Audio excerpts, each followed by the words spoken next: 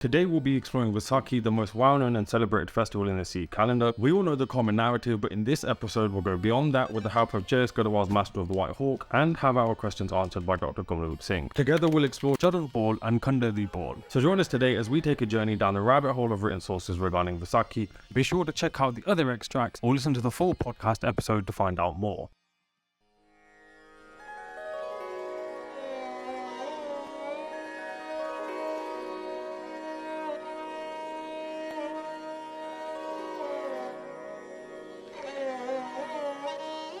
One thing that's interesting is Koshis actually states that Guru Gobind Singh Ji gives by Nandlal Charan DePahul and not Khanda DePahul to make him a Sikh.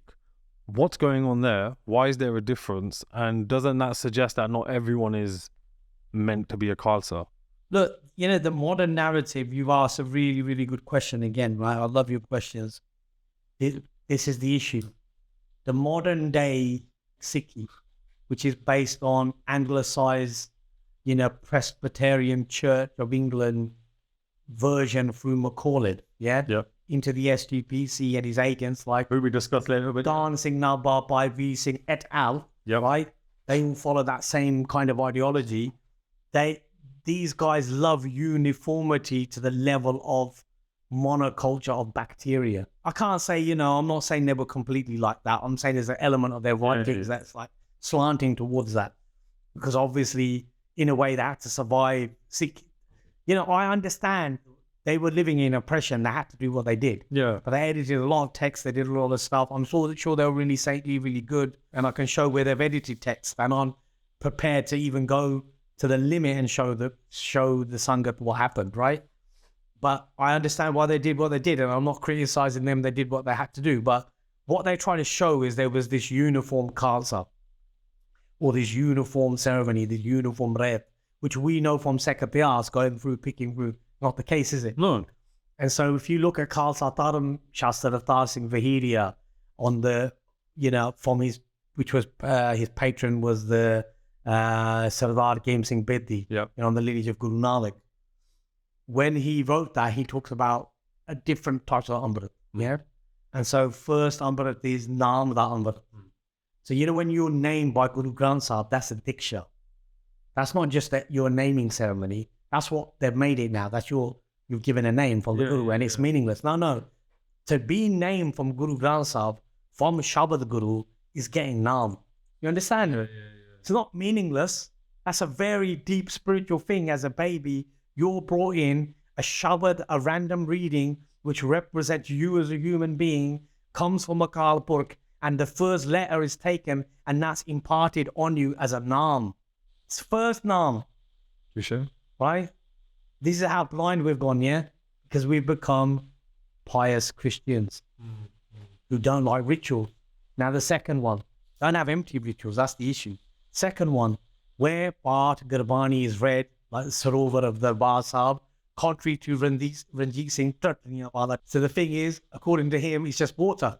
No, it isn't. That water's here in the Gurbani. That means that Amrit Sanchar water is just water then.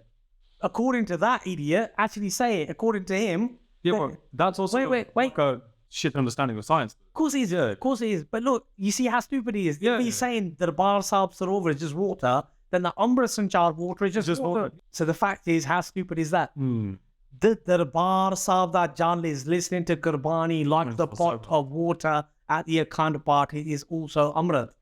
And it gives you spiritual energy to drink it, to bathe in it, because it listens to Gurbani. Hello, everyone. If that's not the case, don't even take Amrit. Yeah. Okay, I'm shouting it. Right, now the third one is where you get initiation into Naam through a Sek, through a Seng, and dancing now by Gurmat Martang. So this again is Singh Sabha guy. He says this is initiation form, like the cloth of Guru Granth Sahib. They put a bit of jal through it, and then it's saying like you get naam. Okay. Or somebody kind of like Charan DePahul. Yeah, kind of like that. Or somebody would do some Gurbani for you, and then they give it to you to drink, and you drink it, and it's saying you got some naam. That's why the Radha Swamis are so big, because not everybody wants to be a warrior. Some people just want to meditate and do naam, and they need a ritual for it. They don't want to pick up a shastra. in society, how many people are in the army? Yeah. Right? The Gurus were practical. They didn't want every sect to become. That's why I'm answering your question long-winded. Yeah, they didn't want every person to be a warrior. Yeah. Maharaj even says to the poets, "Leave. It's not your time to fight." Yeah. It's written in the Ityas. So the thing is, so there was a non-military initiation, which is the third type, and some people call that just like Amrit. It's got different names in history. Now, some Sikh writers say that type of Dharam Amrit, was poured into the river, and it was replaced by Khanda Kapur. Some writers say that. But you can see why the Guru makes that as a stance at that time. Yeah. Saying, I want you, at this moment, we need to fight. So let's all stand up. Even the weakest of you needs to fight, because that could have been the situation. But that doesn't mean that was his outlook forever for the whole Panth. That's where the people stretched too far. Because it's saying here that by Nandlal is given Charan, which would argue he's got a separate but different purpose. Yeah. Now the fourth one, again controversial, is Kirpan Amrit. They say it's for Bibiyan,